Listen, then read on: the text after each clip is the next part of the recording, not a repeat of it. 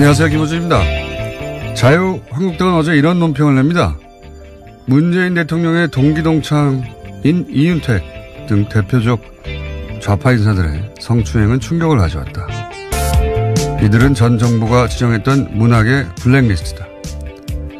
미투 운동을 어떻게 이용하려 하는지 자백하고 있습니다. 여기서 그치지 않습니다. 어제 자유한국당 여성 의원들은 국회 정론관에서 문재인 대통령 조력자들의 일탈 행위에 대한 대통령 사과 촉구 기자회견을 한다며 이런 글귀가 적힌 팻말을 들었습니다. 미투, 대통령 절친 이윤택. 중앙일보 안혜린 논설위원은 어제 이윤택 관련 기사에 이런 문구를 씁니다. 대통령의 지인인 연극계 원로. 이 역시 의도가 뻔합니다. 보수정당 내의 여성 정치인들, 보수매체 여성 기자들은 이런 의도, 수작들을 오히려 강력하게 비판하고 고발해야 하는 거 아닌가요? 그게 어렵게 나섰던 여성들과 그리고 힘들게 찾아온 이 기회를 살리는 길 아닙니까? 아닌가요? 김어준의 질문이었습니다.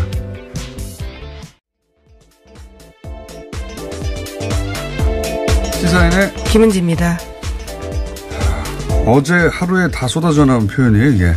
대통령의 동기동창, 대통령의 조력자들, 대통령의 절친. 이런 게 이제 어제 제가 이야기한 건데. 근데 보수정당 여성 정치인들이 이런 의도에 단호하게 대처해야 한다, 오히려. 그런 거 아닙니까? 예. 어제와 똑같은 이야기를 다시 한번 똑같이 반복하면 이게 진보 보수 문제가 아니라 이런 프레임을 깨야 한다. 안 그러면 본질은 사라지고 운동은 소멸되고 공장만 남는다. 자, 다시 한번 언급해 두고요. 그런 의도가 아주 여실히 드러난 어제 하루였고요. 첫 번째 뉴스는 뭡니까?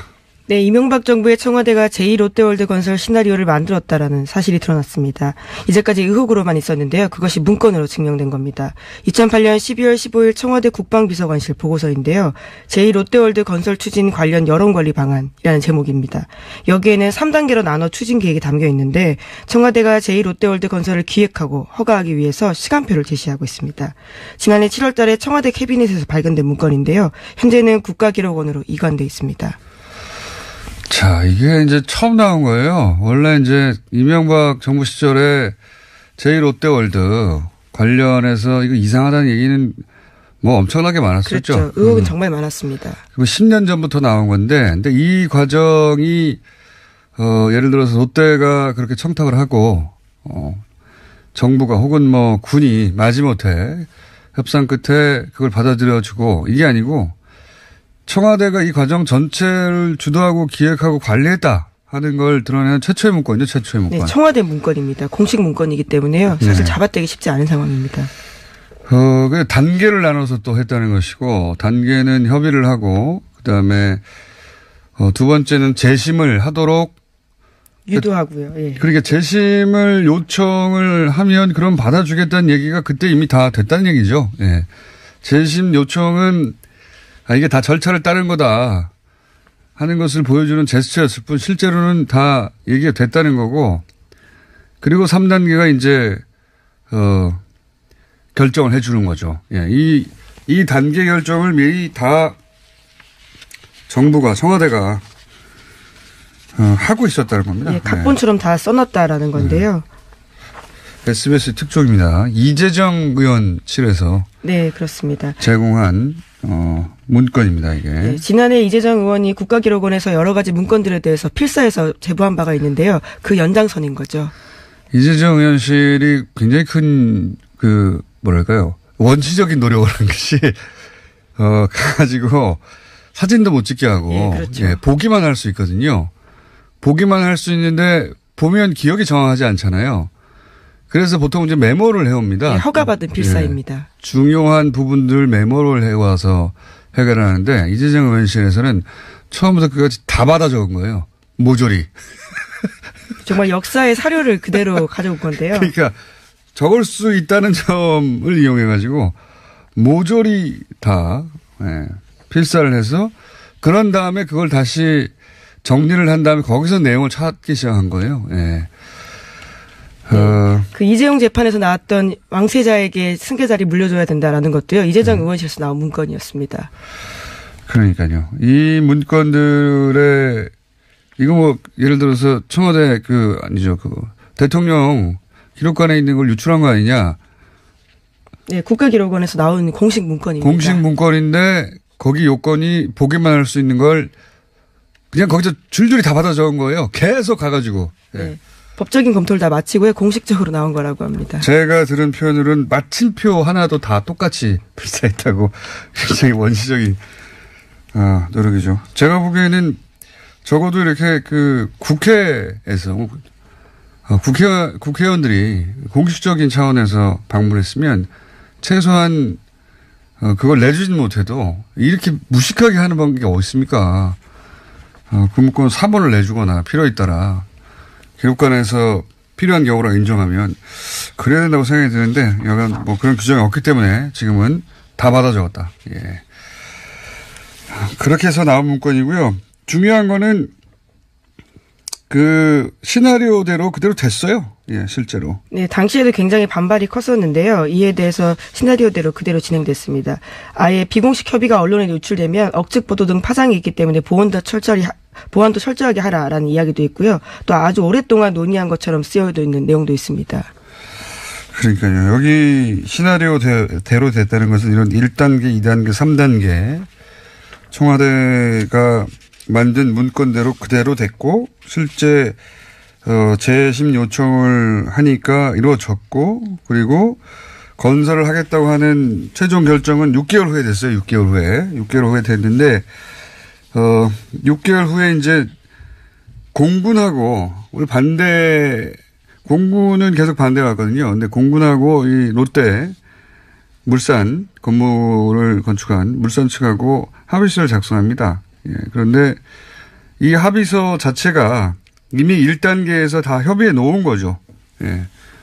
그런데 네, 해당 문건을 보면 그렇습니다. 그러니까 6개월 전에 다 합의해 놓고 이게 이제 6개월 이후에야 이 합의서가 만약에 이런 사전 기획 없이 됐다면 나오는 게 정상이잖아요. 그러니까 6개월 전에 만든 합의 내용을 문서로 만드는 겁니다. 왜냐면은 이게 미리 나오면 안 되니까. 결과물은 이런 합의를 거친 끝에 나온 거라고 알리바이를 만든 거죠.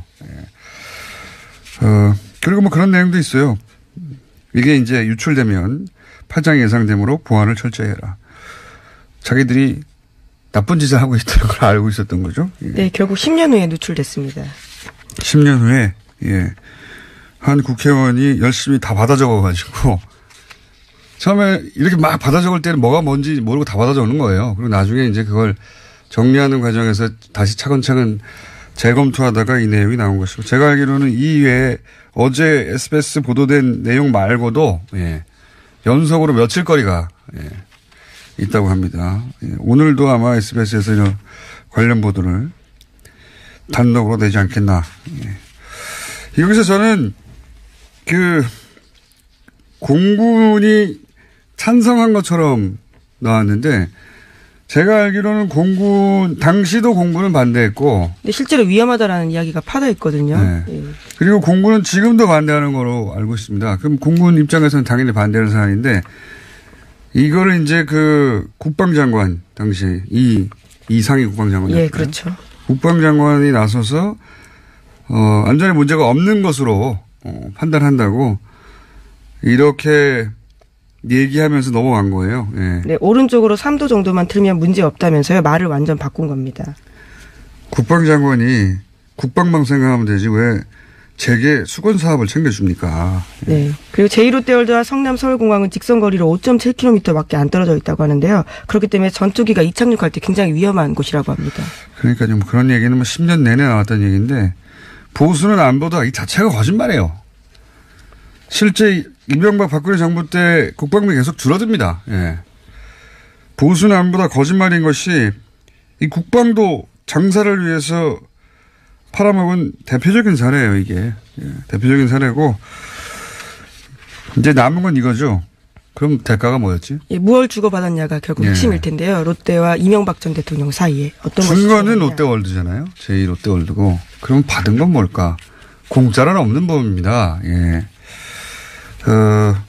지금 이제 뭐 다스 대납 관련해서 삼성 거론되고 그리고 뭐 현대 거론됩니다. 다스 대납비 중에 10억 정도는 현대에서 나온 것이다. 뭐 이런 의혹이 있다는 보도가 있었죠. 그러면 롯데로부터는 뭘 받았느냐? 예. 저는 그 관련한 보도가 앞으로 나올 수 있다. 예. 고 봅니다. 큰 덩어리입니다. 이거 아주. 10년 동안 묵었던 의혹이 풀리는 첫 번째 고리가 지금 나온 겁니다. 예. 공식 문건으로. 자, 다음 뉴스는요. 네, 검찰이 이명박 전 대통령의 사의를 어제 소환 조사했습니다. 이상주 삼성전자 전무인데요. 서울중앙지검 특별수사 2부는 어제 이 전무를 불러서 이명박 정부 시절 인사청탁 명목으로 수억 원을 받은 혐의에 대해서 조사하고 있습니다. 그것을 받아서 이명박 전 대통령 쪽에 전달했는지를 물어본 건데요. 검찰은 어제 이 전무의 자택과 사무실도 압수수색했습니다.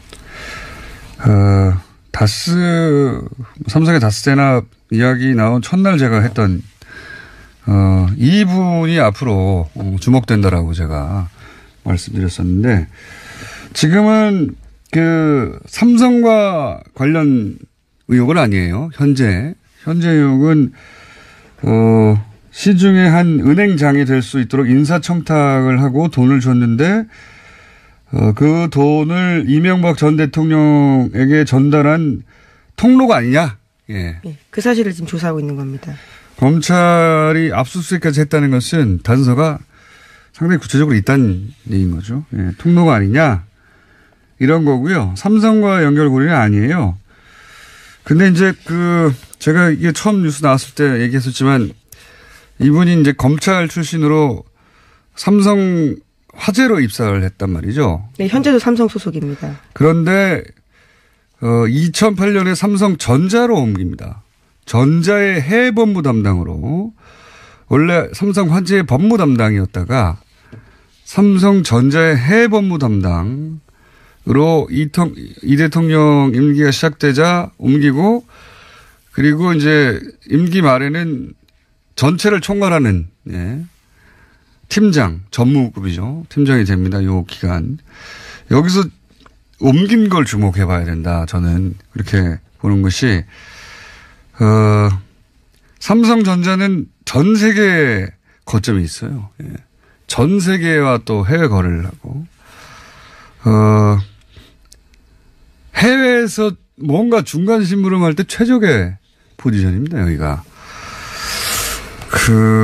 최적의 포지션이라고 보고, 사실은, 이명박 전 대통령 임기 중에도, 예, 그런 역할에 대한 의혹들이 있었어요. 예, 의혹. 그 역할론에 대해서 그런 종류의 첩보가 있었고, 제보. 한참 추적해서 싱가포르에 갔었다는 얘기도 제가 말씀드렸는데, 스위스계 한 은행 관련해가지고. 하여튼 분명히 정황이 있었는데 결정적 물증을 잡기 어려운 프라이빗 뱅킹 특성상 어디까지만 진도가고 말았는데, 검찰이 이제 들여다볼 것은 그겁니다. 예. 지금 이제 시중은행 장이 인사청탁 명목으로 돈을 건넨 통로의 의혹을 받고 있다면 삼성과 이명박 전 대통령과의 거래가 한 번은 있었다는 게 확인됐잖아요. 예. 사면을 고리로 해서 대납을 했다는 거. 거래 한 번밖에 없었겠는가. 그렇게 적은 액수로. 예. 요 앞에 롯데와도 이렇게 대규모 거래가 있을 어떤 정황의 문건이 나왔는데 삼성 관련해서는 이제 막 시작됐다 다시 끝나는 게 아니라 저는 그렇게 봅니다. 네. 삼성전자에 간 것을 주목해야 한다. 네, 현재도 삼성전자에 있습니다. 자, 요건 앞으로 뉴스가 계속 나올 거라고 봅니다. 네. 자, 다음 뉴스는요? 네, 이시영 씨도 어제 소환됐다라고 말씀드린 바가 있는데요. 관련한 진술들이 조금 보도가 됐습니다. 다스는 큰아버지 것이고 지분이 없는 아버지가 다스에 관련 바는 없다라고 진술하고 있고요. 또 관련해서 도곡동 땅 돈 썼다라는 의혹에 대해서요. 큰아버지가 쓰라고 준 거다라고 주장하고 있다고 합니다. 뭐 이렇게밖에 말할 수가 없겠죠. 예. 지금 법적 대응을 이렇게 하겠다고 각을 잡은 것이고 이렇게는 안 될 거다. 예. 이시영 씨도 제가 보기에는 기소를 면하기는 어렵다고 봅니다. 다만 이제 아버지가 불구속 기소가 되느냐 구속 기소가 되느냐에 따라 보통 이렇게 가족이 같은 사건에 같이 연루될 때 다 같이 보내지는 않거든요. 예. 그게 뭐 법에 그렇게 돼 있는 건 아닌데 우리 법 감정상 대부분 그렇게 해왔습니다. 예. 그렇기 때문에 아마 아버지가 구속 기소가 되면 아들은 불구속 기소가 되지 않을까. 혹은 뭐 아들은 아예 빼지 않을까. 자, 뭐 그건 전망입니다. 예. 하지만 혐의는 계속 드러날 것이다. 자, 다음 뉴스는요? 예, 다스 소식 하나만 더 전해드리면요. 이명박 전 대통령이 다스 회사 돈으로 사은 것처럼 돈 쓴 정황이 또 나왔습니다. 다스 전직 직원의 진술인데요. 다스의 돈으로 고가의 자동차를 사서 타고 다녔다라는 겁니다. 이게 뭐 액수가 중요한 게 아니고 다스 돈은 마음대로 개인적으로 유용하는 사적인 근무였고 그렇다는 의미는 주인이었다는 얘기. 뭐 그런 관련 보도고요. 이명박 전 대통령도 잠깐 기사에 등장했죠? 예. 네, 어제 천안함 기념관 찾아갔습니다. 그리고 거기서 찍은 사진도요. 자신의 페이스북과 이명박 대통령 기념재단이라는 홈페이지에 올렸는데요. 여기서 천안함 폭침 주범에게 국빈 대접하는 이 나라의 현실이 부끄럽다라는 식의 주장도 글을 썼습니다. 이건 이제 자유한국당 SAS를 치는 거예요. 예. 지금 김영철 박람과 관련해가지고 자유한국당이 전선을 크게 치고 나오고 있지 않습니까? 거기에 이제 숟가락을 얹으면서 나도 좀 도와달라고 SOS를 치는 거죠. 지금 급합니다. 이분이 급해서 여기저기 SOS 타진을 하고 있으나 아무도 지금 도와주지 않고 있죠. 도와줄 수가 없어요. SOS를 쳐봐야 소용이 없습니다. 자, 다음 뉴스는요. 네, 김영철 부위원장이 어제도 미국과 대화의 문이 열려 있다라고 밝혔습니다. 김영철 부위원장이 정의용 청와대 국가안보실장과 오찬회동에서 이렇게 말했다고 하는데요. 그제도 문재인 대통령과 만난 자리에서 북미 대화를 할 충분한 용의가 있다라고 밝힌 바에 이어서 또다시 이렇게 이야기한 겁니다. 어제도 얘기했지만 지금 연일 이런 종류의 뉴스가 나옵니다. 미국과 대화문이 열려 있다. 뭐 백악관에서는 대화 조건은 비핵화를 하는 것이다. 기타 등등 계속 관련 발언들이 나오고 있거든요. 그리고 이제 이방카는 만나지 않는다는 말을 했지만 어제도 얘기했듯이 북한의 북미 라인 책임자하고 미국의 대북 라인 책임자가 이방카 때문에 왔겠어요. 예. 이방카 때문에 온 게 아니라 괜히 온 게 아니다. 이런 사람들이 괜히 여기까지 날아서 보도는 안 됐지만 물밑에서 이미 접촉이 있었을 가능성이 저는 대단히 높다. 예. 인정하지 않겠죠. 양쪽 모두. 네, 현재 동선도 공개되고 있지 않기 때문에요. 예. 인정하지는 않겠지만 그 사람들이 날아온 이유 그리고 뭐 그 김영철과 함께 내려온 이유가 당연히 있겠 폐막식 보러 왔겠습니까? 그 사람들이. 그럼 이방카는 왜 왔냐? 그 트럼프는 딸 이방카를 해외 정상들과의 만남 자리가 있으면 적극적으로 같이 동행합니다. 자기 대신 실제로 보내서 외교적 결례를 만들어낸 케이스도 있어요. 유럽에서. 이게 이제 이방카 대통령 만들기 프로젝트예요. 이건. 네, 파이어 앤 퓨리라는 책에도 그런 내용들이 나와 있는데요. 네. 이방카 본인이 자신이 미국 최초의 여성 대통령이 되겠다고 공공연하게 말했고 아버지는 그걸 적극적으로 밀어주고 있는 중입니다. 이거 웃기는 짓이에요. 실제로. 그냥 딸이라는 이유로 다른 나라 대통령이나 총리를 만나는 자리에 막 보내는 거예요. 딸이라는 이유로. 그냥 딸일 뿐이거든요. 그 외에 아무런 전문적인 영역이 없어요. 거기 있어야 할. 그 딸이라는 이유로 준 대통령급으로 여기저기 보냅니다. 진짜 웃기는 짓입니다, 이거.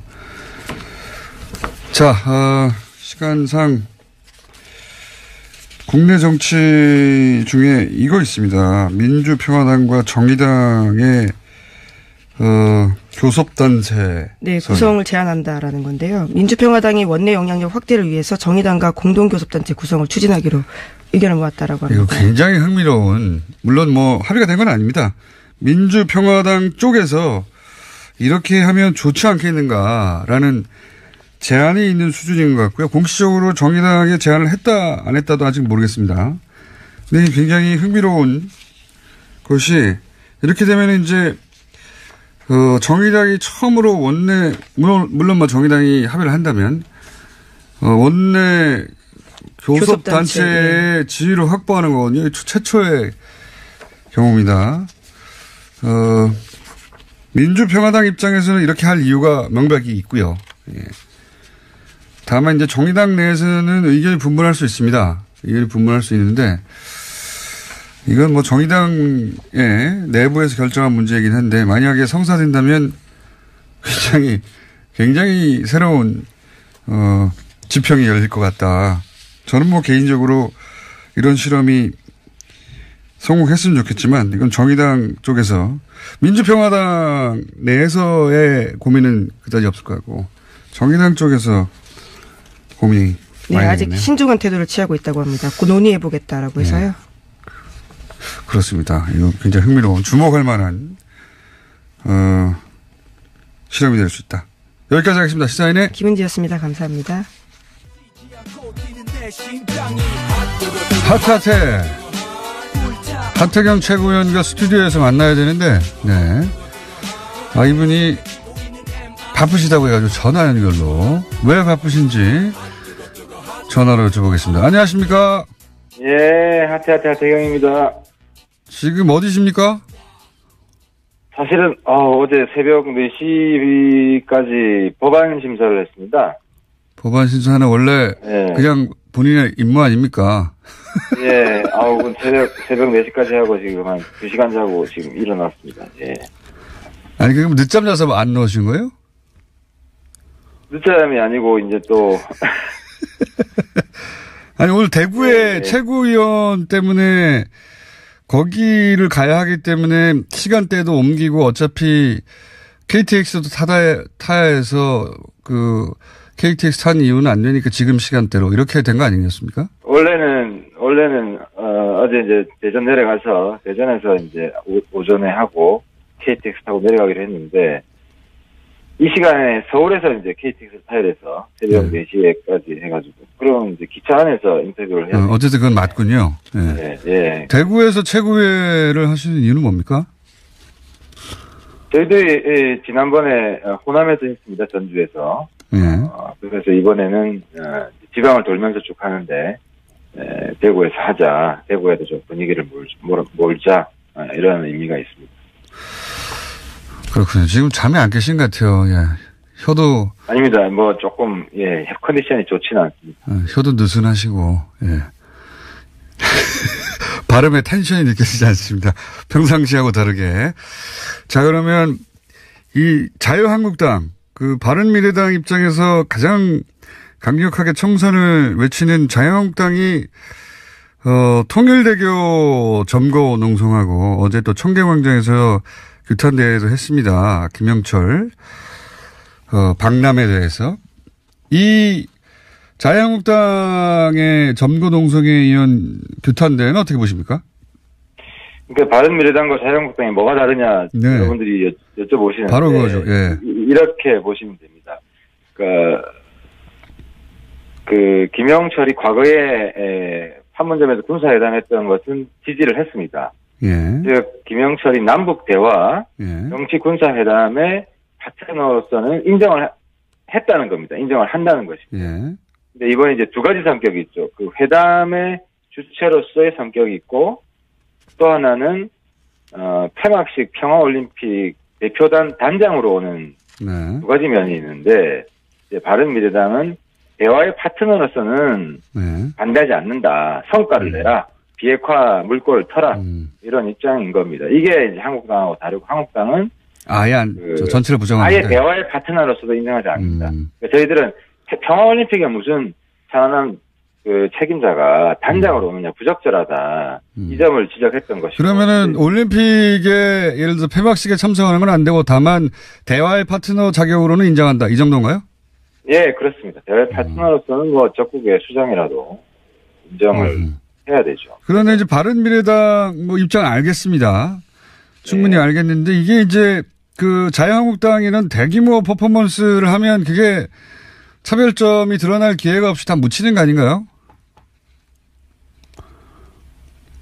여보세요? 자유한국당은 자기들의 지지자들한테서는 좀 박수를 받을 것입니다. 하지만 어쨌든 남북의 대화의 진전을 바라는 국민들이 훨씬 더 많기 때문에 그런 국민들한테는 이번에 실망감도 크게 안겨줬을 것 같고요. 또 민주당은 평화올림픽인데 천안함 주범이 아니라고 막 비호하고 면죄부를 주고 이런 점에 있어서 또 많은 국민들이 실망을 했을 거라고 생각합니다. 이게 제 말은 뭐냐면 지금 자유한국당의 와의 경쟁에서 사실은 그 지방선거에서도 승리해야 되는데 자유한국당이 이렇게 색깔론을 강화해서 뭐 대규모 퍼포먼스를 하면 언론의 주목도 확 올라가고 바른미래당의 입지는 계속 줄어들 거 아니냐. 바른미래당 입장에서 이 상황을 어떻게 타개할 거냐 이런 질문입니다. 그러니까 존재감이 없다는 비판은 저희들이 다르게 받아야 된다고 보는데 바른미래당이 태극기 부대의 지지를 얻기 위해서 노력하는 정당은 아니기 때문에 중도에 있는 사람은 저희들처럼 합리적으로 본다고 생각을 하고요. 또 지지율을 좀 올리려고 완전히 지금 자유한국당이 아니라 자유가출당 아니니까 국회를 내팽개치고 장외로 가 있는데 그럴 수는 없는 거라고 생각합니다. 그게 이제 표현하신 대로 중도에 있는 분들 다 이해하고 알아줬으면 좋겠는데 근데 실제 현재 드러나는 지지율은 점점 떨어지고 있어요. 이거 어떻게 합니까 이거? 20%가 저희들이 책임감 저도 무겁게 느끼고 있고요. 근데 이제 지지율은 좀 예상했던 부분도 있습니다. 물론 이게 100%는 아니지만 결정적인 부분은 과거에 이제 안철수 신당에서 국민의당 이름 바꿨을 때도 이제 16년에 그 일종의 듣보잡 이름이죠. 새로 나온 이름이. 그래서 안철수 신당 할 때 21% 나오던 게 국민의당 바꾼 직후에 거의 절반으로 떨어진 적이 있습니다. 그리고 저희들이 당명 만들 때도 이런 우려를 이야기했고 그래서 좀 꾸준히 올라갈 거라고 생각합니다. 당명 탓이 크다. 예. 그게 가장 큽니다. 물론 다른 이유도 있습니다. 지금 색깔론 때문에 양극화된 이런 면도 조금은 있는데 가장 큰 건 이름 탓이 크다고. 어쨌든 이름 탓도 있겠죠. 있긴 있겠는데 결국은 이제 이렇게 바른정당 혼자 있을 때 수준으로 점점 지지율이 수렴하고 있고 호남에서의 지지율은 국민의당 때 누리던 지지율에 훨씬 못 미치고 이렇게 마이너스가 되면 이유가 뭐든 간에 바른미래당의 창단의 명분이 약해지고 지방선거에서 사람이 모이겠는가. 예, 출마자 후보들은 모을 수 있겠는가. 그런 바른정당 지지율 수준으로 딱 지금 나오고 있습니다. 바른미래당, 바른정당. 그래서 저희들이 아무튼 이 부분은 최대한 빨리 노력을 해서 지지율을 회복하는 게 지금 지상 과제입니다. 깔끔하게 지금. 예, 그러면 오늘 컨디션도 그러시고 하니까 단답형으로 몇 개 묻고 또 가셔야 한다니까 몇 개만 짧게 여쭤보겠습니다. 안철수 전 대표가 서울시장 나옵니까? 안 시장님은 저는 출마한다고 생각을 합니다. 지금 본인이 선언해야 되기 때문에. 근데 본인이 그런 의사를 많이 밝혔고, 그래서 지난번에도 말씀드렸지만, 출마한다면 1순위는 서울시장이 될 거라고 생각을 합니다. 서울시장. 알겠습니다. 그리고 이현주 의원이 안 보여서 제가 한번 이상돈 의원과 인터뷰 때 물어본 적이 있는데, 이게 통합 과정에서 주도적 역할을 한 걸로, 하태경 의원과 파트너가 되어서, 이현주 의원이 요새 안 봅니까?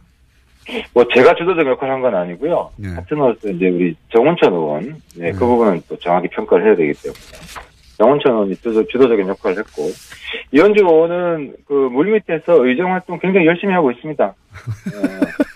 또 아름다운 모습이죠. 통합에 자기가 주도를 했지만, 보직을 맡지 않았음에도 불구하고. 보직을 본인이 원하지 않은 겁니까? 아니면 보직을 주지 않은 겁니까?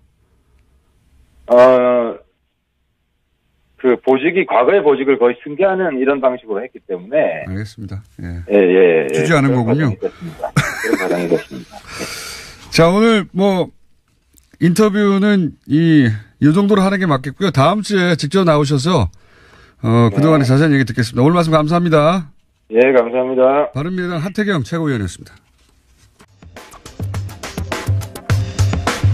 자, 이번에는 한국 GM 이야기 좀 하겠습니다. 네. GM 관련한 뉴스들이 계속 나오고 있습니다. 한쪽에서는 먹튀, 또 한쪽에서는 실사 이야기, 그리고 또 한쪽에서는 협상 중이라는 얘기 계속 나오고 있는데, 현재 어떻게 되어가는지, 더불어민주당 정책위 수석 부의장, 홍익표 의원 나오셨습니다. 안녕하십니까? 네, 안녕하세요. 홍익표입니다. 반갑습니다.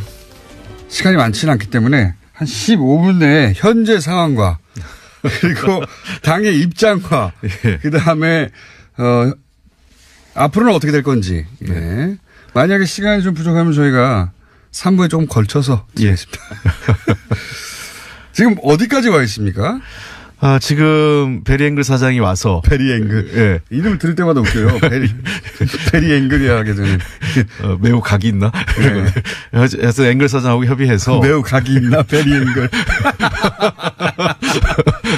이 영어로 아재 개그를 하는 건 처음 들어봤네요.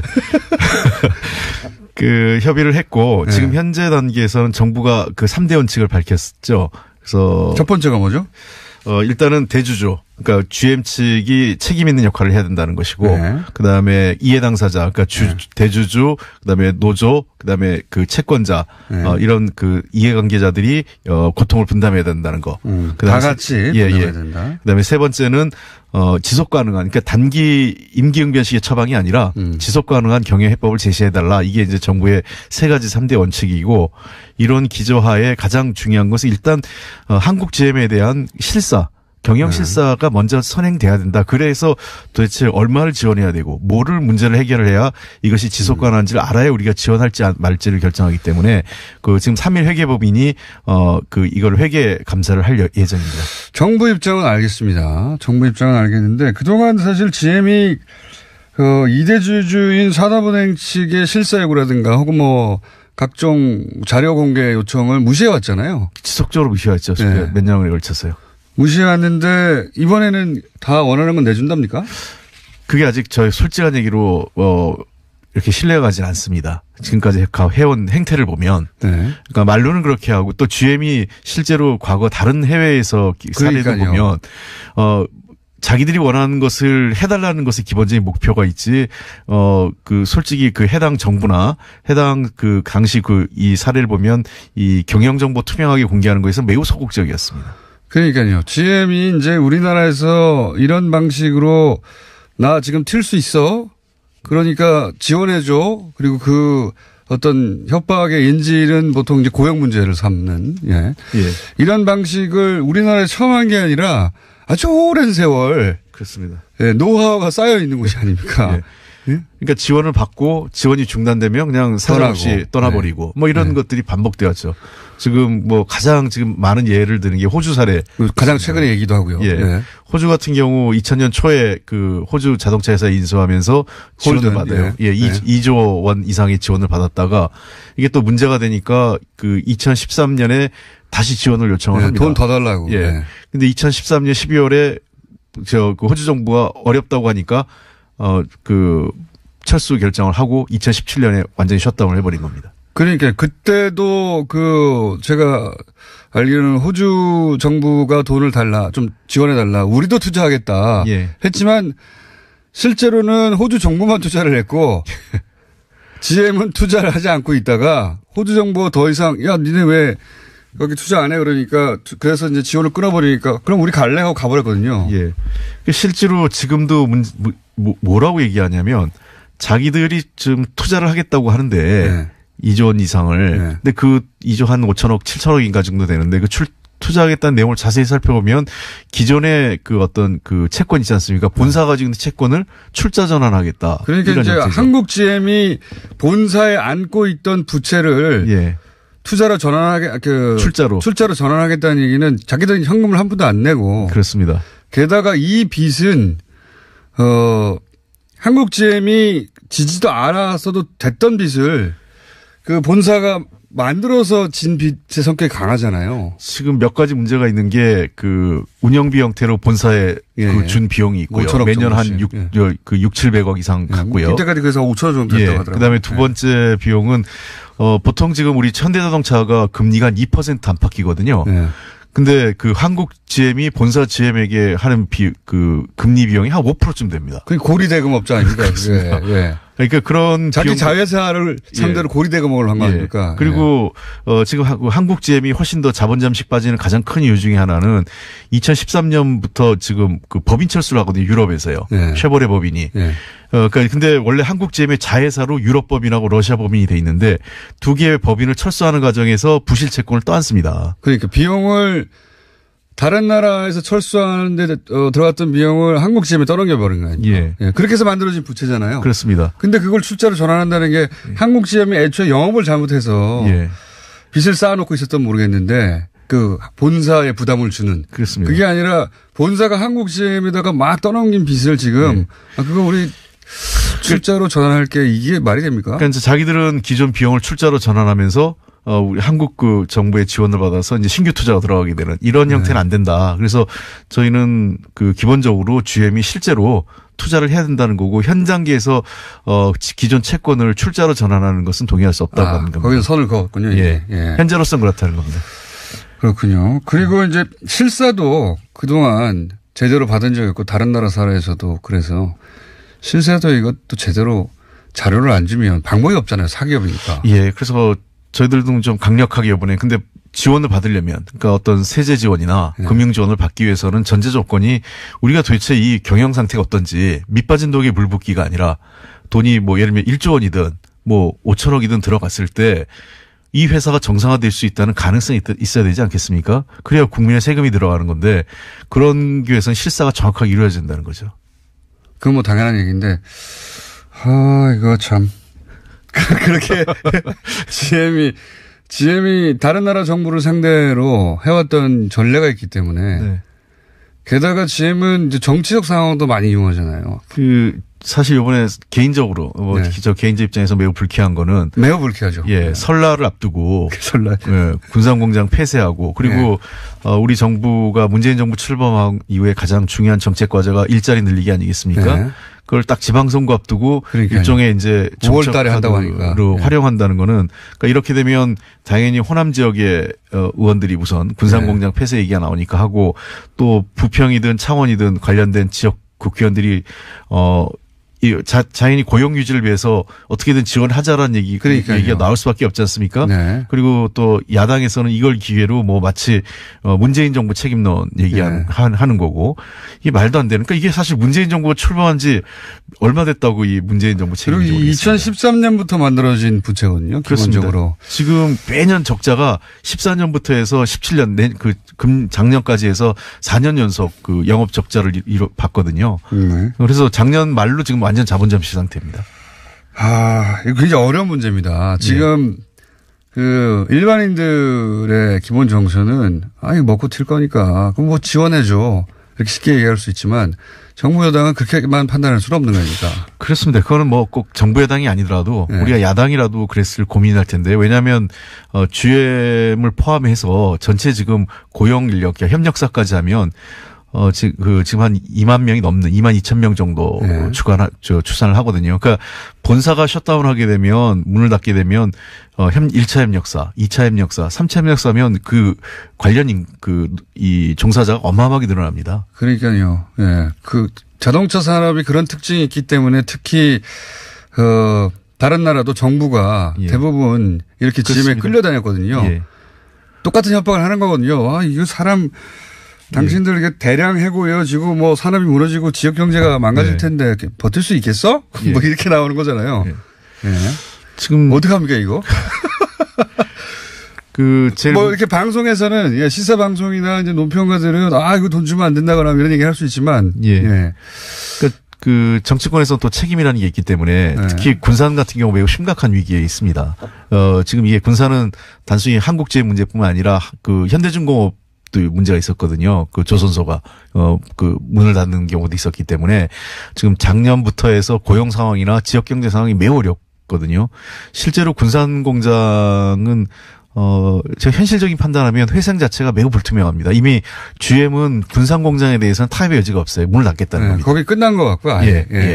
그래서 군산은 끝났고 창원하고 이 부평 공장도 지금 GM의 얘기는 50만 대 유지하겠다라고 하잖아요. 이게 굉장히 눈 가리고 아웅인데 지금 이 공장이 인수한 이후에 한국 GM이 50만 대 이하를 생산한 적이 없어요.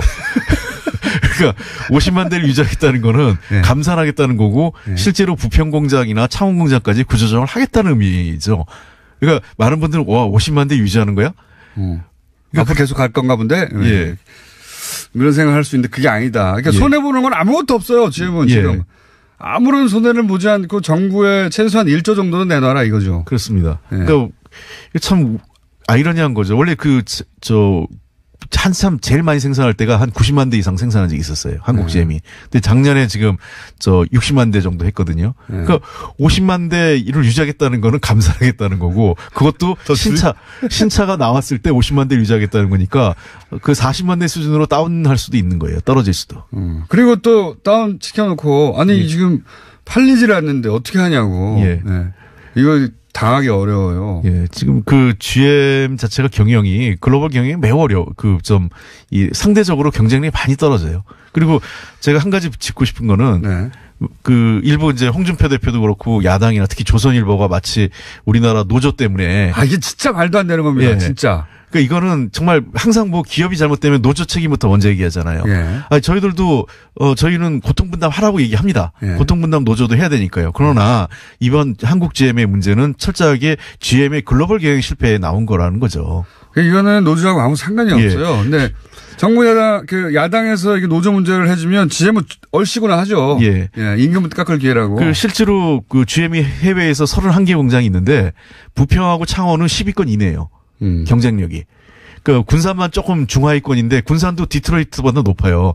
근데 군산이 저렇게 경쟁력이 떨어진 이유는 감산하니까 생산이 자동차 물량 자체를 줄이고 그런 상태니까 군산의 경쟁력은 당연히 떨어질 수밖에 없는 거죠. 군산 공장을 닫을 계획을 하고 물량을 안 준 거다. 이렇게 지금은 봐야 되겠죠. 그렇습니다. 그게 왜 그러냐면 아까 말씀드린 유럽의 그 수출법인 철수했지 않습니까? 그러면서 유럽 수출의 전문 공장이었거든요. 군산이. 그래가지고 작년 해가지고 한 14만 대가 줄었어요. 수출이. 거기에 직격탄을 군산 공장에 맞은 거죠. 이게 2013년 정도부터 아마 한국에서 이렇게 물러날 수도 있다. 한국에서 이제 그런 계획을 차근차근 세운 것 같고 그게 이제 때가 왔다 싶어서 이렇게 확 지르기 시작한 거. 그렇습니다. 이게 정확하게 보입니다. 나쁜 게 뭐냐면 2017년 10월을 기준으로 해서 우리 산업은행이 지금 2대 주주잖아요. 산업은행이 GM에 그러니까 이제 그 모든 경영에 개입할 수 있는 권한이 이 권리가 정지된 겁니다. 그러니까 매각을 막을 방법이 없어진 거죠. 그 시점까지 차근차근 상황은 준비해 놓고. 그러니까 빼먹을 거 빼먹고 여러 가지 자기가 조건을 만들어 놓은 상태에서 이제 딜을 하는 거죠. 설날과 지방선거를 딱 맞춰서 지원해 줄래? 아니면 우리 문 닫을 거야. 이거를 이제 2017년 10월 지난 적절한 시점에서 발표를 한 거죠. 인질극이죠, 이게 사실. 저는 그렇게 보니까 인질극이구나, 협박이구나, 이렇게. 요청이 아니라 협박이다, 이렇게 생각이 드는데, 그러면 정부 여당은 최소한 한 푼도 안 주고 끝낼 수도 있다, 이런 시나리오 있긴 있습니까, 혹시? 실사 가장 극단적이긴 하지만. 가장 극단적인 경우는 그렇게 되는 거죠. 왜냐하면 끌려다니지 않겠다는 겁니다. 그건 명백한가요? 여러 지금 부실채권 관리하는 거에서 지금 산업은행 책임론도 좀 있는데요. 지난번 대우조선 해양 문제도 있고, 그다음에 이번 한국 GM 문제도 우리가 투명하게 이 기업을 살릴 수 있다는 전망이 없는 속에서 돈을 넣는 거는 저희들은 동의할 수 없습니다. 그래서 이번 문제만은 결코 GM에게 일방적으로 끌려다니지 않겠다. 근데 그러기 위해서는 정말 이 야당과 이 언론의 도움이 필요한데 언론과 야당이 도리어 GM을 도와주고 있어요. 그러니까요. 노조 얘기를 자꾸 하고 있고 바보들이에요. 자, 오늘 기본 입장은 여기까지 들어보고요. 저희 한 번 더 모시겠습니다. 앞으로 이 사안은 계속 나올 것 같아서. 여기까지 듣겠습니다. 홍익표 정책위 수석부의장이었습니다. 감사합니다. 네, 감사합니다.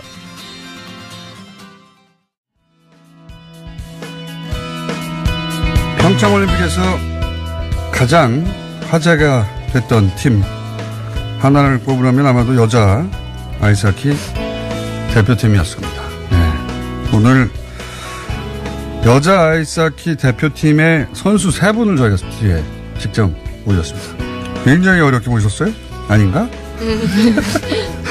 자, 3분을 모셨는데 소개해드리겠습니다. 신소정 선수. 네, 안녕하세요. 그리고 조수지 선수. 안녕하세요. 조미안 선수 나왔습니다. 네, 안녕하세요. 조미안입니다. 라디오를 굉장히 즐거워하면서 우선 본인의 포지션 소개해 주세요. 네, 안녕하세요. 저는 골리 포지션을 맡고 있습니다. 그러니까 흔히 골키퍼라고 네. 하는 아이스하키에서는 골리라고 해요. 네. 네. 골리 신선웅 선수. 조수지 선수는 저는 이제 공격수인데요. 네. 아이스하키는 공격수가 이제 윙이 있고 센터가 있어요. 네. 레프트 윙, 라이트 윙이 있고 센터가 있는데 전 센터를 맡고 있습니다. 센터는 가운데겠죠? 네. 자, 그리고 조미연 선수는 네, 저는 디펜스라고 하는 수비를 맡고 있습니다. 수비수도 이렇게 좌우 가운데가 있어요? 왼쪽 오른쪽이 있어요. 네. 레프트 라이트. 가운데는 가운데는 가운데 골리가 네, 하는 네. 것이고 골리가. 워낙 많은 선수들이 뒤집박죽 나와가지고 네. 구분하기 힘들어요. 그리고 가만히 서 있는 경우가 없잖아요. 그렇죠. 아이스하키는 계속 바뀌고 선수도. 네. 자, 일단 어려운 자리에 와주셔서 감사하고 어려운 자리였습니까? 제안을 받고 처음에. 처음이어가지고 네. 네, 잘할 수 있을지 조금 많이 걱정했어요. 그래서 세 분 한꺼번에 부른 거예요. 감사합니다. 예, 누군가 한 사람은 잘하겠거니 하고. 자, 워낙 말들이 많았잖아요. 네. 그렇잖아요. 처음에는 당연히 단일팀 얘기 나왔을 때 당황했죠. 그렇죠. 당황하고 걱정했죠. 네, 많이 당황. 그러니까 모르는 친구들이고 게다가 같이 응원해 왔고 본인들이 하자고 한 게 아니니까 네. 처음엔 다 당황했죠. 그래서 처음에는 그냥 지나가겠거니 했어요. 그냥 묻혀지겠다. 왜냐면 그 전에 한 4개월, 5개월 전에도 이제 당일팀 얘기가 나왔었는데 네. 이제 뭐 되게 흐지부지했죠. 네, 흐지부지 됐죠. 네, 이번에도 뭐 되겠어? 네, 처음에는. 맞아. 네. 그죠. 왜냐면 딱 올림픽이 거의 한 달도 안 남은 시점에 또 그러니까요. 얘기가 나와서 왜냐면 종목 특성상 그런 게 말이 안 되는 네, 거기 팀 스포츠고. 때문에 네. 그래서 또 그냥 흘러가겠지라고 생각했던 것 같아요. 그죠. 네. 근데 이제 정작 탁 됐을 때는 처음에는 걱정과 불만과 또 그리고 과연 이게 되겠는가 하는 여러 가지 우려, 뭐 부모님들도 걱정하셨고 감독님도 걱정하셨고 그랬죠. 네. 네. 많이 걱정하셨죠. 그죠. 거기까지 많이 보도됐어요.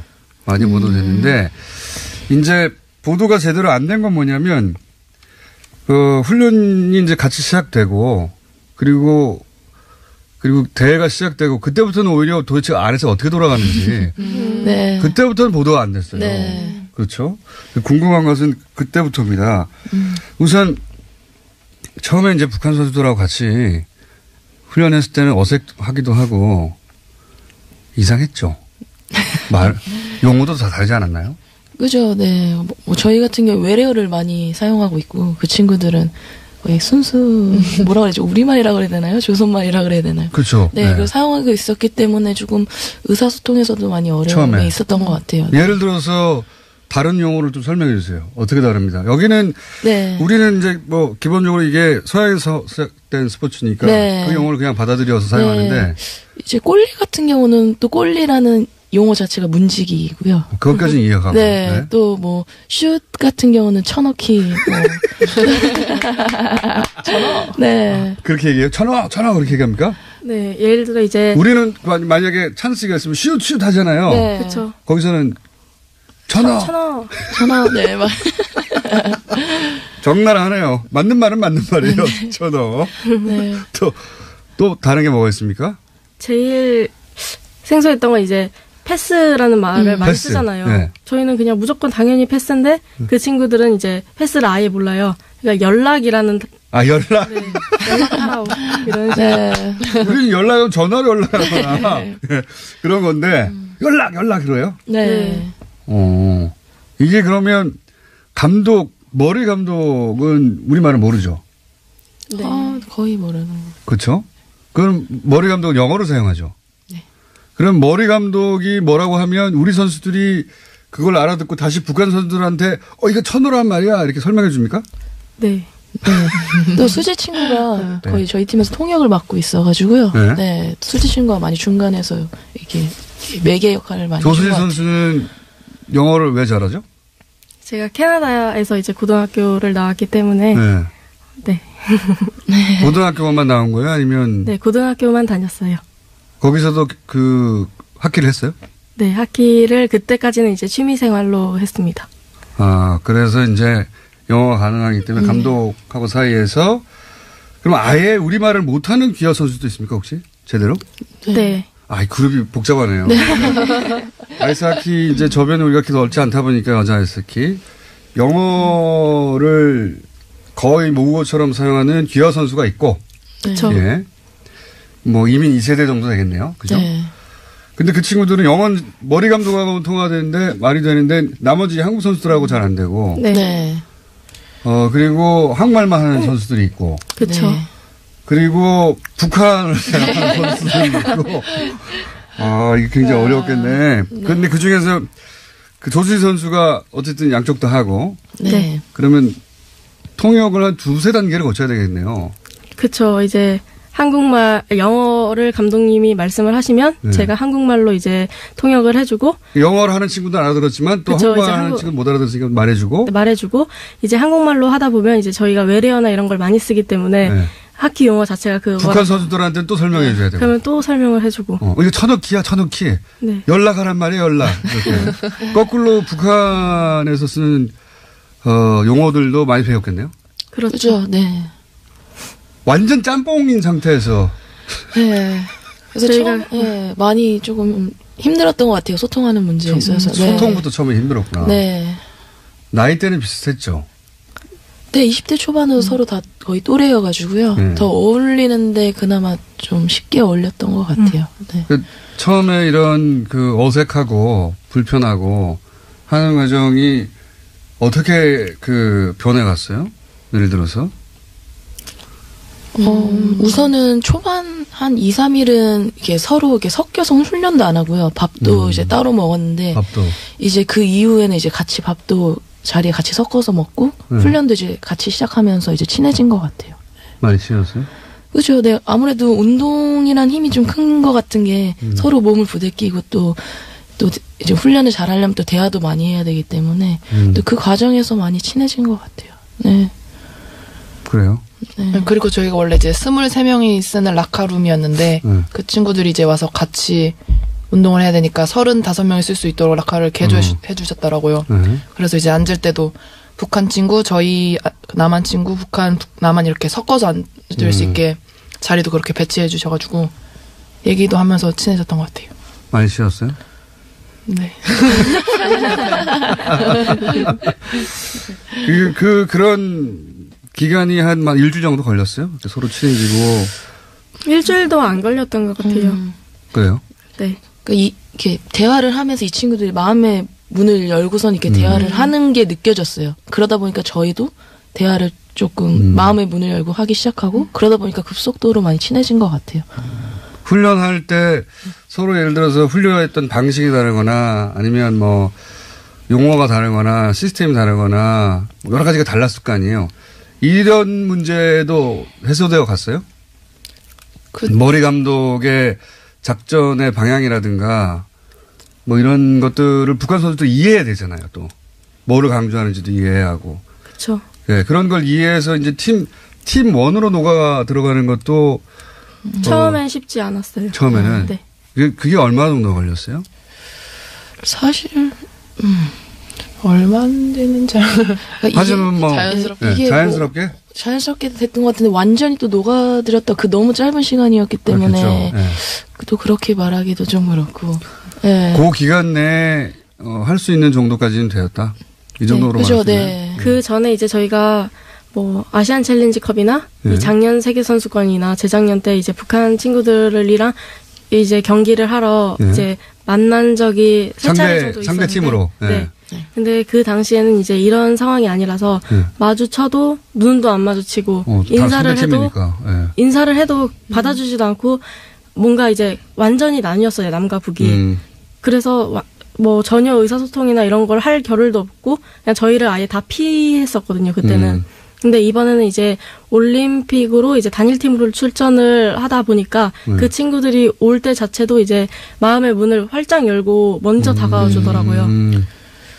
먼저? 네. 먼저 다가왔다는 건, 그리고 세 분이 목소리가 구분이 안 돼요. 그래서, 본인이 이제 처음 라디오 나오는 건데, 나중에.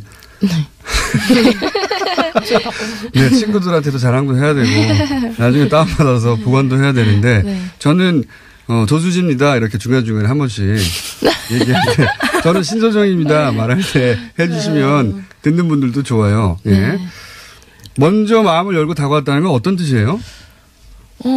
우선 밥 먹을 때 보통 20대 여자 예. 이제 친구들이 할 수 있는 대화 같은 것들 있잖아요. 뭐 남자친구 몰라요, 자네. 그래? 남자친구 뭐 대해서도 물어보고 뭐 서로. 뭐 어떻게 사는지도 물어보고 그런 소소한 대화도 많이 했던 것 같고요. 그리고 저는 좀 훈련할 때 놀랬던 게 저 같은 경우에 꼴리다 보니까 이제 약간 그 꼴리 한 친구가 왔어요. 당연히 있겠죠, 그쪽. 네, 근데 이제 배우려는 자세가 오픈되어서 왔더라고요. 그래서 더 배우고 싶어 하고 더 궁금한 게 굉장히 많더라고요. 그래서 많이 물어보고 또 많이 대답도 해주고 해서 이 친구들이 정말 마음을 많이 열고 왔구나 이 생각이 많이 들었었어요. 처음부터 네. 신소정 사수였고요. 그런 순간을 느낀 적이 있어요? 자세가 완전히 우리가 예상했던 거하고는 다르게 오픈된 상태로 왔구나. 이제 조수지 선수. 네. 네. 바워라는 하키 브랜드가 있는데 이제 북측 친구들은 그 브랜드를 이제 이번에 뭔가 신을 수 없게 되었어요. 그러니까 이제 스키예요? 이게 스케이트예요? 신발? 네. 네. 근데 이제 하키 선수한테 스케이트가 제일 중요하잖아요. 그렇겠죠. 그리고 적응하는데도 많은 시간이 필요해서 바꾸려면은 뭐 대회 한 6개월 전에는 최소한으로 이제 바꿔서 적응을 시키는데 이 친구들이 오자마자 스케이트를 다시 또 타다가 바꾸게 되었어요.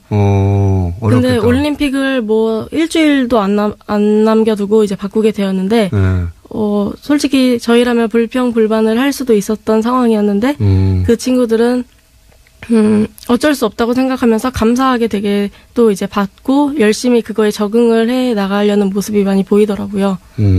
근데 중간중간에도 계속 발이 불편하다고. 그렇겠죠. 새 신발인데. 네, 그렇죠.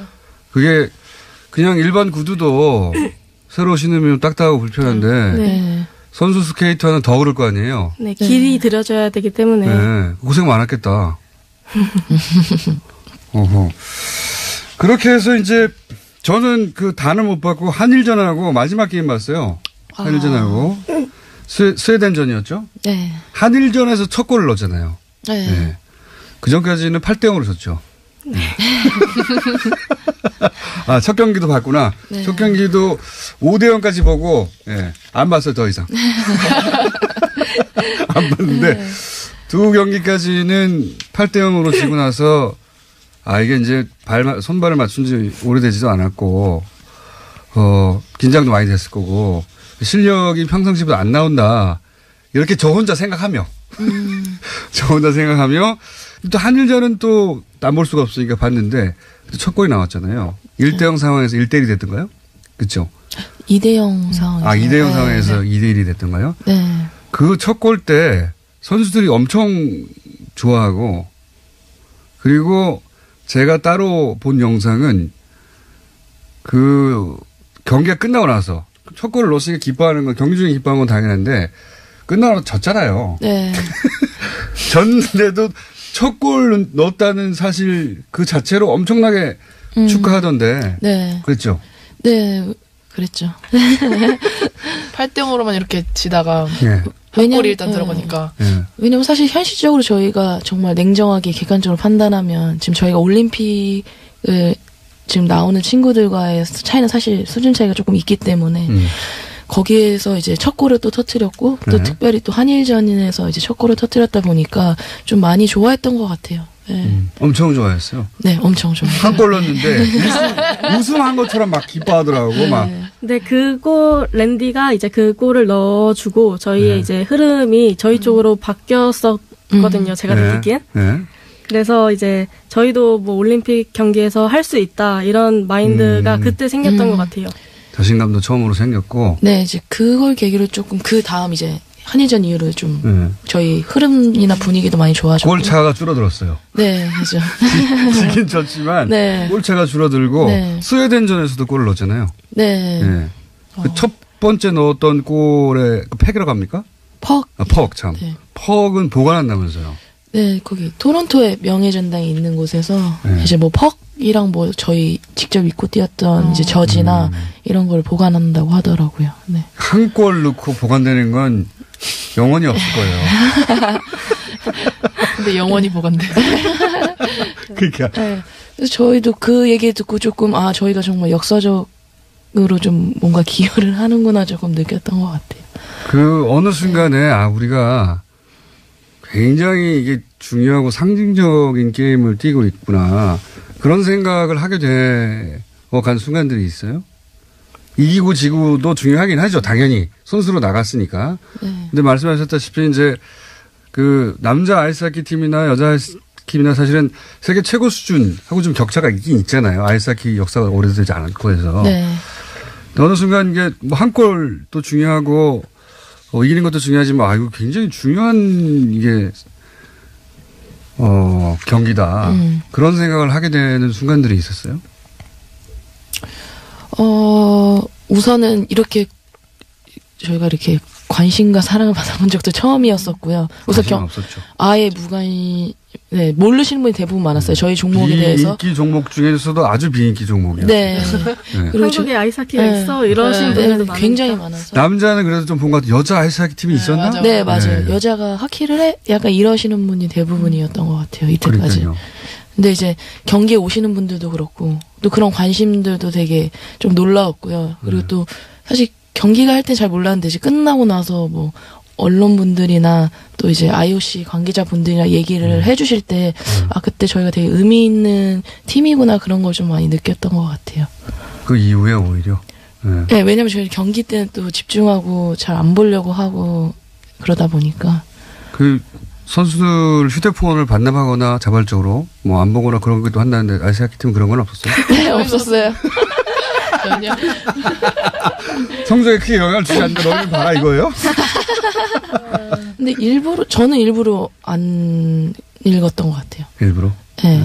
조금 흔들릴까봐. 그리고 초반에 사실 두 경기를 저희가 생각했던 만큼 좀 자신감 있게 좀 못했던 것 같고요. 좀 스코어 자체가 조금 8대0 컸잖아요. 네. 그래서 좀 두려웠어요. 혹시나.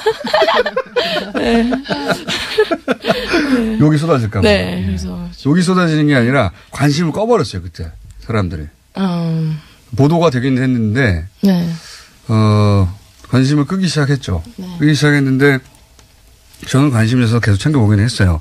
다 보진 않고 또 8대0이네 그러고 그리고 한일전은 거의 다 봤고 네. 첫 골 순간도 굉장히 인상적이었고 이렇게 이런 일을 겪고 나서 이제 북한 선수들과 헤어졌잖아요. 네. 그때는 어땠어요? 어제네요. 네, 어제. 어제 뭐 화면상으로 본 건 막 서로 울고 그러던데. 근데 이게 저희도 막 이상가족 이런 영상을 접할 때마다 진짜 되게 슬프겠다 이런 막연한 생각밖에 안 했었는데. 그렇죠. 정말 저희가 그 상황에 솔직히 한 달이란 시간이잖아요. 그 시간 동안 너무 많은 정이 든 거예요. 정말 슬프더라고요. 많이 울기도 울었고. 다시는 못 본다고 생각을 하게 되니까. 다들 같이 울었어요? 거의 대부분 울었던 많이 울었죠. 네. 북한 선수들은요? 그 친구들도 그 친구들이 더. 네. 너무 감독은요? 감독님도 네, 양쪽 감독님 모두. 네, 머리 감독은 눈물이 원래 많은 것 같기도 하고요. 북한 감독, 그 남자 감독님이었잖아요. 네. 네. 북한 감독은 어땠어요? 그분도 정이 너무 많으시더라고요. 그래요? 네. 저희들 하나씩 이렇게 다 잘 챙겨주시고 실제로 이렇게 나눠주시고 선수를 위하는 마음이 많이 느껴졌던 것 같아요. 네. 북한 감독님한테도. 네. 네. 작전 지휘는 머리 감독이 한 거죠. 네네. 네. 네. 북한 감독의 역할은 뭐였어요? 박철호 감독. 제가 좀 생각했을 때 융화 이렇게 잘 조화롭게 팀을 보조해 주시는 역할을 많이 잘 해주셨던 것 같아요. 코치 정도의 역할로. 네. 뭐 작전에 개입한다거나 그런 건 전혀 없었고. 네. 그게 느껴졌어요. 그냥 얘기 안 하시고 저희의 그냥 최대한으로 서포트하시는 역할을 하시는 모습 보면서. 네. 북한 감독 그 감독과 머리 감독은 어떻게 의사소통을 했어요? 이제 중간에 뭐 조수시 선수도 그렇고 또 매니저분들도 영어를 하셔가지고요. 계속 미팅 갈 때 계속 같이 함께 하셨던 것 같아요. 그렇게 펑펑 울고 났더니 다시 보고 싶죠? 네. 그렇죠. 단일팀을 또 한다면 찬성할 것 같아요. 이제 선수들 입장에서는 어때요? 저 같은 경우는 물론 단일팀의 의미나 뭐 취지나 이런 건 좋다고 생각을 하는데 이제 아무래도 좀 약간의 수준 차이는 조금 있는 것 같아요. 북한 선수들과 수준 차이가 있었다. 그래서 만약에 정말 한다면 지금처럼 당연히 한다는 저희 종목 특성상 말이 안 된다고 아니라. 생각을 하고요. 정말 그런 의도가 하고 싶다는 그런 의지가 있으면 뭐 최소 3, 4년은 함께해서 3, 4년을 아예 함께하자. 그러니까 최소는 왜냐하면 되게 조직력이 굉장히 중요한 종목이거든요. 아이스하키는. 네 그렇게 생각을 해요. 만약에 아예 정말 3, 4년 같이 하자. 만약에 정말 한다면 네 아무래도 네 저는 그냥 이렇게 좋은 경쟁자로 만나서 같이 경기해도 좋을 것 같아요. 그것도 좋고 네, 한다면 훨씬 더 긴 기간 준비해서 해야 한다. 그렇군요. 그 단일팀을 반대한다기보다는 더 오랜 기간 손발을 맞추고 합숙을 하고 아예 3, 4년 같이 3올림픽을 준비하거나 그냥 이제 저희 입장에서 사실 이게 되게 말하기가 좀 어렵지만 그래요. 네. 자, 그건 또 선수들 입장에서는 여러 가지 고민이 많겠죠. 지금은 주어진 조건을 받아들인 거고, 그렇죠? 네. 근데 만약에 단일팀을 한다면 이 스포츠 종목 특성상 훨씬 더 긴 기간이 필요하다는 걸 염두에 둬야 된다. 여자 아이스 하키가 이번에 이렇게 주목을 받긴 했지만 사실은 한국에서 여자 아이스 하키 하기 힘들죠. 어렵죠. 네. 그렇죠. 지금 팀이 몇 팀이나 됩니까? 지금 공식적으로는 여자 국가대표팀이 한 팀이에요. 국가대표팀이 유일한 팀입니까, 그냥? 네, 여자 팀으로서는요. 그럼 누구랑 연습해요? 우선 저희가 중학교 때까지는 남자 선수들과 혼합해서 경기를 할 수가 있어요. 근데 이제 그 이후에 이제 여자 팀이 없어서 국가대표에서 함께 훈련하고. 그럼 국가대표 팀 안에서 팀을 그냥 나눠서 서로 경기하는 거예요? 그럴 때도 많았는데 이제 저희 세라 감독님이 이제 캐나다 분이시고 그러다 보니까 이제 캐나다나 미국 이쪽으로 미국으로 전지훈련을 많이 갔어요. 그러면 이제 그 전까지만 해도 이제 중학교 팀이나 남자 고등학교 팀, 한국에서는 이제 그렇게만 찾아서 게임을 했었는데 아무래도 성별 차이가 있다 보니까 이제 경기 특징도 다를 거 아닙니까? 그렇죠. 네. 근데 이제 감독님이 전지훈련을 많이 추진해 주시고 이렇게 하다 보니까 해외 여러 나라 선수들이랑 이제 같이 경기를 많이 접하게 됐어요. 아, 이거 굉장히 연습도 할 상대가 없네요. 국내에서는. 그랬었죠. 네. 이때까지 계속 그랬어요? 네, 국가대표팀이 유일한 팀인지는 몰랐습니다. 아, 그렇군요. 야, 이거 굉장히 열악한 환경이구나. 이거 올림픽 끝나고 나면 사람들이 잊어버릴 거예요, 또. 그게 제일 우려가 많이 돼요, 저희들 입장에서는. 네. 그러니까 조금 지금 저희 올림픽 이후가 좀 여자 아이스하키 시작이라고 저는 생각이 들어서 좀 더 계속 관심을 가져주시고 또 그 관심이 또 나중에 실업팀이나 정말 대학팀에 창단되는 또 그런 길도 좀 생겼으면 하는 바람이고요. 네. 이게 동계 스포츠 종목 거의 전체 특정 종목 빼고 우리가 메달을 따왔던 아이스 쇼트트랙이나 이렇게 몇 가지 강한 종목을 빼고는 이게 비슷비슷하거든요. 네. 그렇죠. 네. 그 중에서 여자 아이스하키계는 조금 더 어려울지도 모르겠어요. 네, 예. 맞아요. 그 스키 점프 같은 경우에는 막 10년, 20년 국가대표잖아요. 네. 국가대표 할 사람이 없어. 네. 저기 소정 언니 같은 경우도 이제 정말 어렸을 때부터 지금까지 저희 팀 꼴리를 하고 계시거든요. 몇 년째 꼴립니까? 저 16년, 17년 된 것 같은데 저도. 네, 2002년부터 했으니까요. 16년째. 네. 후배가 안 나오는군요. 후배는 있어요. 많이 있고. 지금 이제 시작인 것 같아서. 네. 이제 시작이다. 왜냐면 제가 처음에 아이스하키 했을 때 여자 국가대표팀도 없었던 상태였어가지고. 네. 바라시는 게 있다면요? 이번에 이제 관심은, 높아졌어요. 근데 이제 과거도 그랬어요. 올림픽이 있으면 반짝, 화제가 되는 선수들이나 종목을 주목하다가 일상으로 돌아가고, 그리고 일반인들이 아이스하키를 볼 기회도 잘 없고, 네, 맞아요. 할 기회는 거의 없죠, 평생. 네.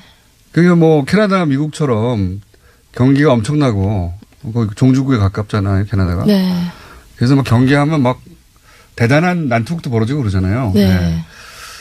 그래서 스포츠 상업적으로도 성공한 그런 케이스가 아닌 종목으로서 바라시는 바가 뭐가 있을까요? 저 같은 경우는 사실 이번 올림픽을 계기로 좀 많은 국민들이 여자 아이스하키가 있구나까지는 알았어요. 네, 그런 계기가 됐으면 좋겠다고 생각했어요. 그거라도 저희한테는 되게 큰 거였거든요. 있구나. 근데 이제 그거는 저희가 성공했다고 생각을 해요. 거기까지 성공했어요. 네, 근데 이제 그 이유가 이제 중요한 것 같아요. 그 이후에 저희가 또 어떻게 또 보여드리는지도 중요할 것 같고 또 열심히 해야죠. 그래서 뒷마무리가 굉장히 약하네요. 네. 솔직히 이제 저희도 다른 종목에 이제 관심을 갖게 되는 거는 솔직히 결과를 보고 관심을 갖잖아요. 그러니까 저희가 할 수 있는 거는 이제 경기력을 높여서 당연히 운동은 과정도 중요하지만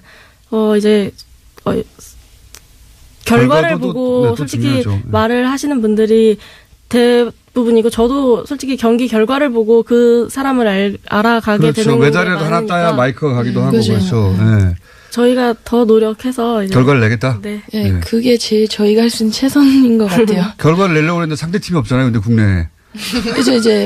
근데 이제 올림픽뿐만 아니라 세계 선수권대회도 있고요. 또 아시안 게임도 있으니까 거기서 계속해서 저희가 좋은 모습을 보여드려야 되지 않을까. 네. 조미연 선수는 바람이 있다면요? 바라는 거요? 네. 저도 이제 지금부터라도 꾸준한 관심 가져주시고. 네. 알겠고요. 네. 혹시 지금 이제 북한 선수들과 다시 만날 기회가 아예 없을지도 모르잖아요. 네. 혹시 이 방송을 통해서 하고 싶은 얘기 있어요? 그 친구들에게 친구가 된 거죠, 사실은. 동갑나기들이고 뭐 언니 동생이 나중에 된 거죠. 그렇죠. 네. 근데 펑펑 울고 헤어져서 그때 마음이 다시는 못 볼 거라고 생각하니까 더 슬펐던 거 아니에요? 사실 다음 달에 만나 그러면 누가 울었겠어. 그렇죠. 그러니까요. 하고 싶은 말 있어요, 혹시? 이 방송은 이제 인터넷에서 들을 수 있기 때문에 북한에서 들을 수 있을지 모릅니다. 그래요? 다운받아서. 네. 그냥 아프지 않고 행복하게 계속 즐겁게 운동했으면 좋겠어요. 네. 저는 이제 저희랑 이제 같이 운동했던 시간들, 즐거웠던 시간들 잊지 않고 계속 기억해줬으면 좋겠어요, 이제. 서로. 편지도 못하고, 이메일도 못하고, 전화도 못하고. 네. 그냥 고맙다는 말을 제일 하고 싶어요. 고마웠어요? 네. 왜요?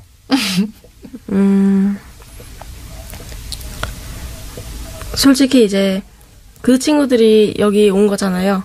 그리고 그 친구들도 정말 오고 싶어서 이렇게 한 것도 아니고 상황에 따라서 그 친구들도 오게 된 건데 여기 와 있던 순간 모든 순간 그 친구들이 열심히 해준 게 보였고 저희를 먼저 배려하는 모습이 보였고 그냥 그 친구들이 정치나 이런 걸 떠나서 그냥 되게 순수한 스포츠인으로서 저희한테 다가와줬던 것 같아요.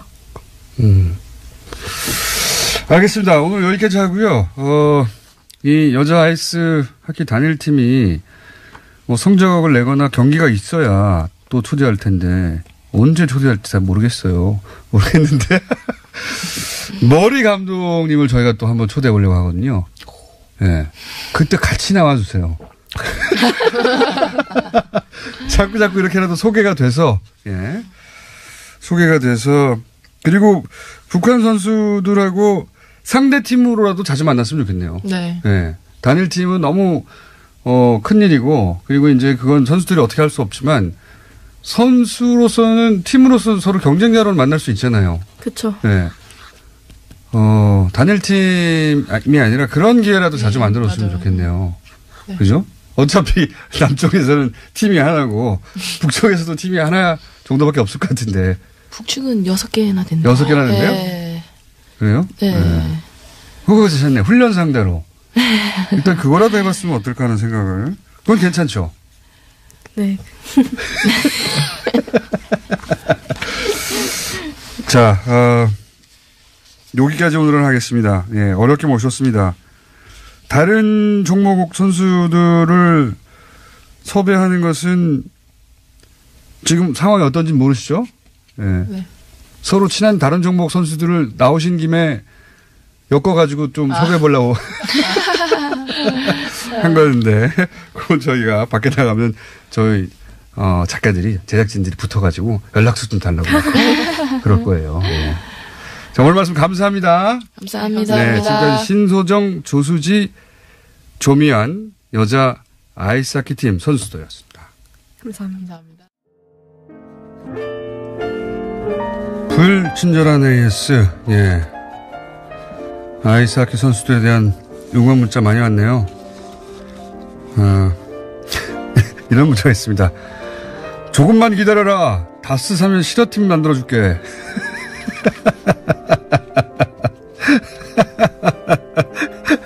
플랜 아이스하키의 개를 결성해서 해결해 준다고. 예.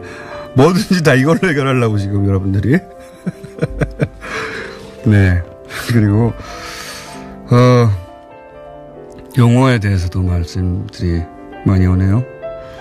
그리고 아마 지금보다 세월이 지나면 지날수록 자랑스러운 기억으로 남을 것이라고 하는 문자도 많습니다. 그리고 가장 큰 충격은 그 공장장을 가까이서 얼굴을 본 게 아니겠는가. 그들 정신세계에 큰 충격을 남겼을 것이다. 인터뷰 내내 겁이 질리는 목소리에서 느껴진다. 예. 사람들 참 너무하네요. 직관했다는 분들, 직접 봤다는 분들 수시전을 문자도 많이 왔고요. 문자 많이 옵니다. 네. 아이스하키 대표팀.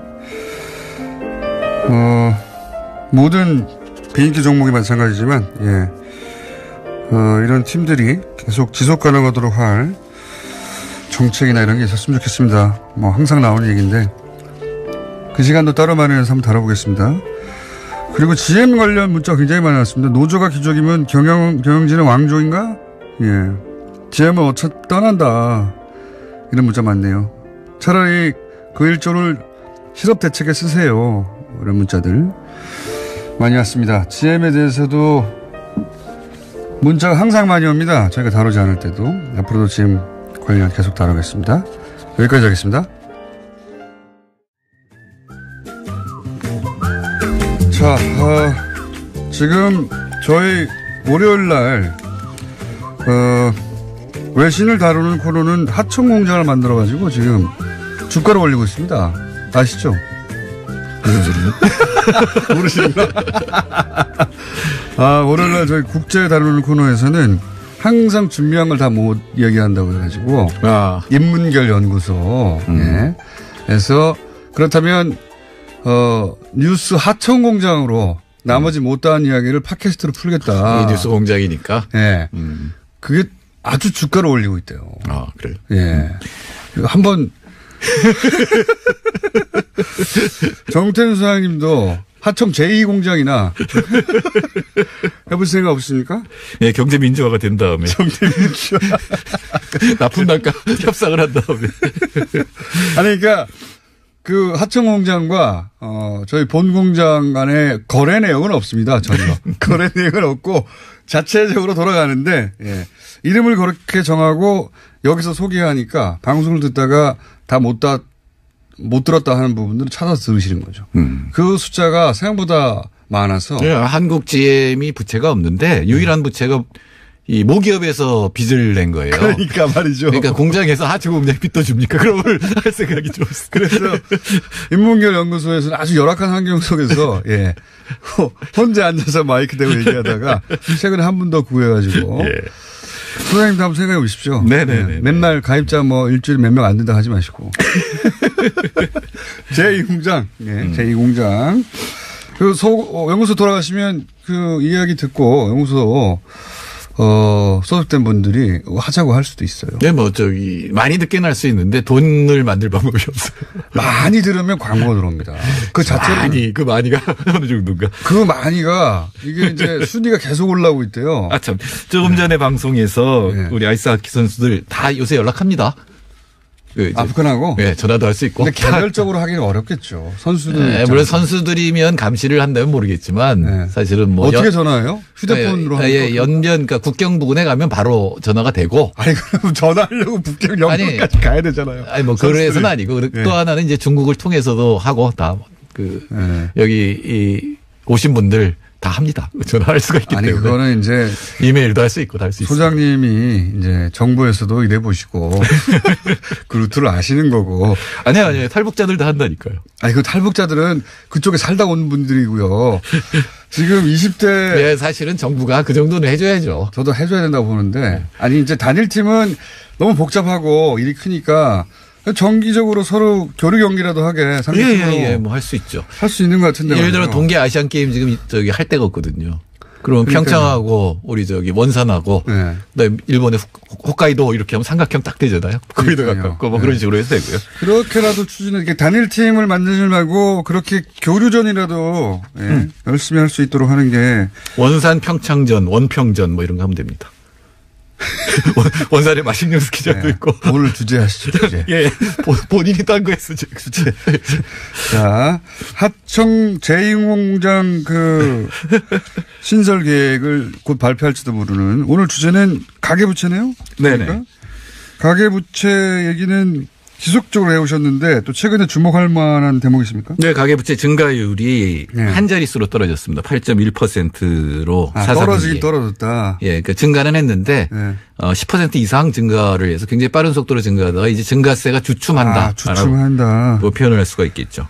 가계부채 가파르게 올라가지고 걱정 많이 하셨잖아요, 몇 년간. 그럼요. 지금도 걱정이죠. 사실 4분기 말로 1,450조니까 지금 가계부채가. 그런데 우리나라 GDP가 약 1,600조라 그러면 GDP 대비 약 95%거든요. 그러니까 뭐 이렇게는 얘기할 수 없는 거지만 1년에 번 돈을 빚 갚는 데 쓰면 하나도 남는 게 없는 상태죠. 다 갚는다면 1년 만에 다 갚는다면 그런 상태로 세계에서도 10위권 안에 듭니다. 그러니까 GDP 대비 가계부채 비율이 엄청나네요. 예, 증가율은 2위.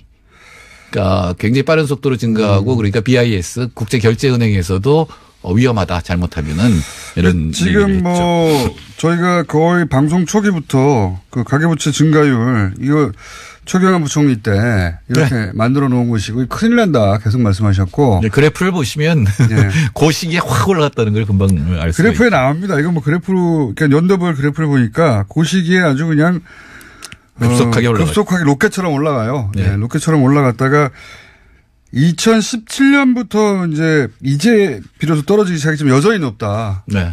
여전히 높고 여전히 집값이 오를 거라고 생각을 하니까요. 저는 사실은 제가 5년 전에 집을 팔았어요. 왜요? 집에는 제가 경제학 지식을 갖고 집을 도와준 적이 한 번도 없는데 이제 좀 집을 위해 살아야 되겠다. 그러고 이제 그리고 여기서 집은 가정을 의미하는 것이고. 저희 집이요. 파는 것은 이제 주택을 의미하는 것이죠. 그래서 제 처가 또 안양천 부근에 살았는데 좀 이렇게 코가 막히고 이런 알레르기 증상이 있어서 그럼 팔아라. 그 주택을 팔았어요. 팔았어요. 그리고 저는 박근혜 시대에는 집값이 떨어질 거라고 예측을 했어요. 집값이 올랐잖아요. 최경환 부총리의 힘입니다. 이게. 그래서 요새 아주 혼을 많이 나고 있는데 제가 뭐 경제학과에서 공부를 잘 못했는데 1등이 있었어요. 전성인 교수라고. 이 친구는 5년 전에 집을 팔았어요. 경제학 공부 아무리 해봐야 소용없다. 이 최경환 부총리가 경제학자들의 예측을 완전히 뒤집는 행동을 했고 그 여파로 아직도 집값이 오를 거라고 사람들이 믿고 있기 때문에 그래서 여전히 가계부채가 증가하고 있는 거죠. 경제학자들이 갑부가 되는 꼴을 못 봤어요, 제가. 물론 그렇습니다만 가끔 가다가 집 같은 거는 결심을 하고 한 건데도 틀렸다라는 게.